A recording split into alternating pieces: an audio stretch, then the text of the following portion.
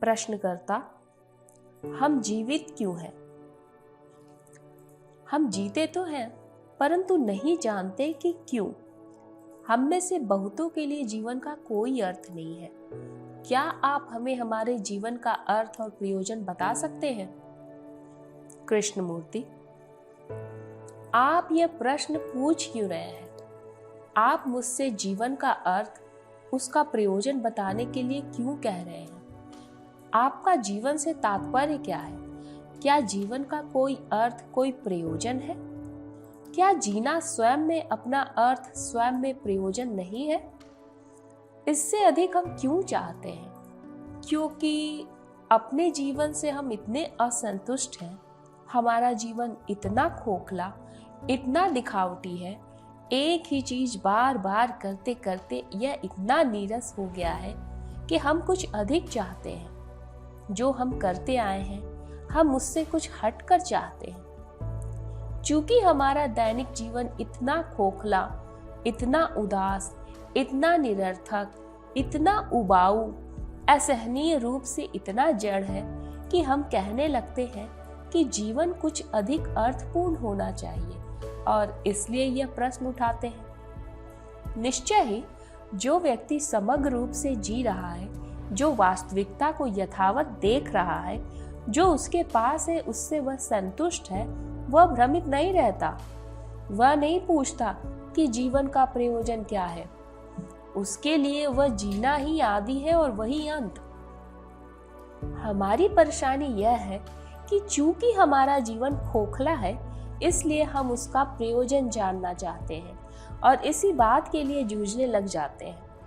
जीवन का ऐसा प्रयोजन तो केवल बौद्धिक अटकल ही होगा, जिसमें कोई वास्तविकता नहीं होगी। जब जीवन के प्रयोजन की तलाश एक कुंद व मंद मन और खोखले दिल से की जाती है, तब वह प्रयोजन भी खोखला ही होगा।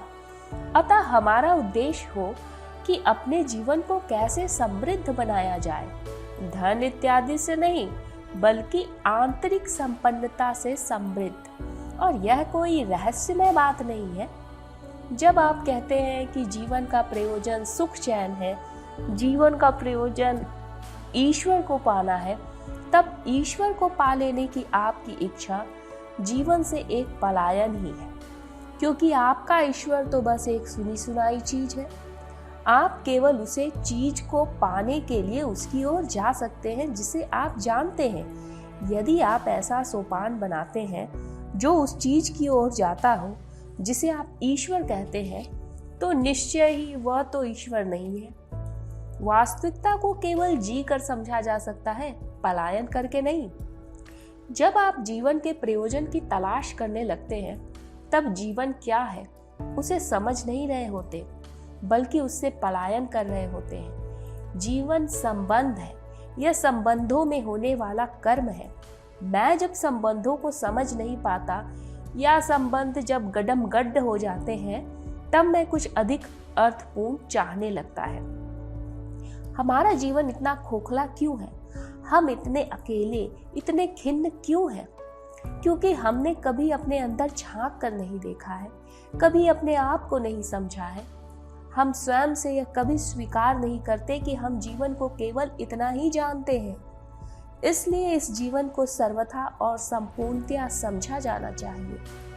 हम जीवन से पलायन करने को प्राथमिकता देते हैं और इसलिए संबंधों से कहीं दूर जीवन के प्रयोजन की तलाश करने लगते हैं।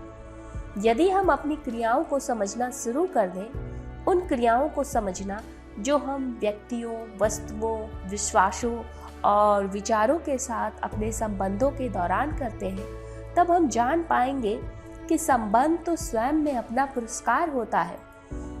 उसकी आपको तलाश नहीं करनी पड़ती।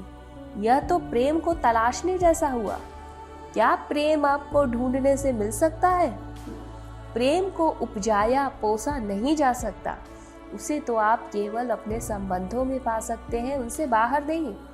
और चूंकि हम में प्रेम का अभाव है, इसलिए हम जीवन में कोई प्रयोजन चाहते हैं। जब प्रेम आ जाता है, जो अपनी शाश्वतता, अनंतता स्वयं है, तब ईश्वर की तलाश नहीं रहती, क्योंकि प्रेम ही ईश्वर है।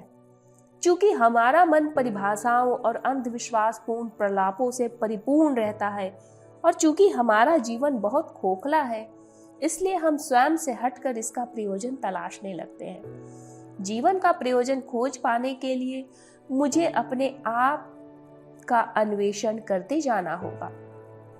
जाने अनजाने हम चीजों को जैसी वे हैं वैसे ही देखने से कतराते हैं और इसलिए हम ईश्वर से चाहते हैं कि वह हमारे लिए कहीं दूर एक द्वार खोल दे। जीवन के विषय में ये प्रश्न वे ही पूछते हैं जो प्रेम नहीं करते।